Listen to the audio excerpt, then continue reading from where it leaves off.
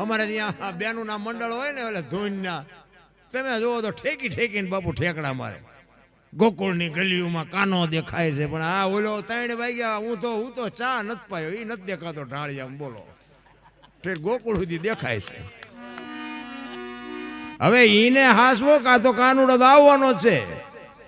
ભાઈ ઓલો એમ કે ભૂખ લાગી કઈ કરો, હવે ઘડી ખાવા નહીં મરી જાઓ. આ ધૂન હાલે સાહેબ. હવે આ ધૂન તમારી ઉગે છે. અરે કરવાનું છે કરો મારા રામ. ભલે હું એવું નથી કહેતો ધૂને કરજો, પણ જે ફરજમાં છે ને એ પહેલા કરજો. ફરજ ચૂકીને તમે કોઈ પણ કાર્ય કરો ને એ મજા ન આવે. અને બાપુ છે ને હગો હારો નો હાંપડે ને મિત્ર મળે જો લબાડ, પત્ની મળે જો કભાર જાતો હેળે જો અવતાર. 3 પખા મોળા હોય તો ગિરનારમાં વ્યૂ જવાય, જીવન મજા ન આવે.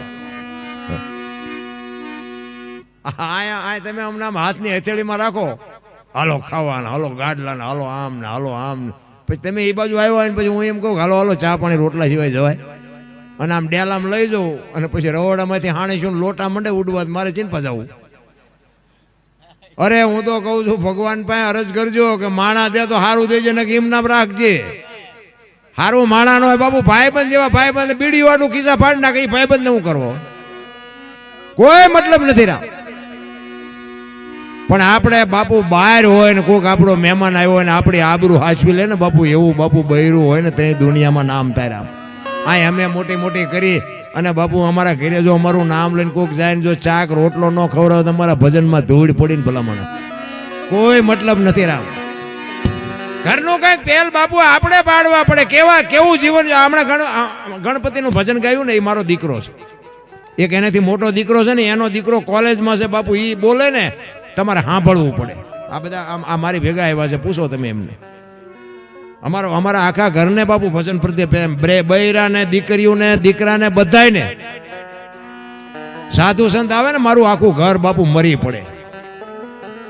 અને એ અમે તો બૈરાને કીધેલું જ કે તમારે ખવડાવો પીવડાવ રાકા વેડા નહીં કરવાના. તો એ શું કામ મોળા પડે કે તેલનો ડબ્બો ખૂટશે તો આપુરા લાવી દેશે, આપણે શું. એવું બાપુ પાવર હોવો જોઈએ. અને અમારા મોટા બાપુ કહેતા એ કે તમારા ઘરે મહેમાન જેથી ઓછા થાય ને તેથી સમજી લેજો કે તમારો દી મોળો ઉગવાનો હોય તો જ મહેમાન નો આવે. હા, મહેમાન થી રાકા વેડા ન કરાય બાપુ. નહીં માય આપણે ક્ષત્રિય છે, આપણે કોકને કદાચ 5 દાણા બંધાવવા પડે તો બાંધી દેવા જ હોય, કોઈ મતલબ નથી. મારા ઘરે બાપુ હું આ મોટે મોટે નથી કહેતો, આ ઘરની વાતો તો ઉખાડાય નહીં, આવ્યા છે આપણે બીજા કામે. પણ આ તો તમને ખાલી જાણ કરું છું, મારા ઘરે 2.5 થી 3 મણ ખાંડ મહિને વપરાવી જોવે.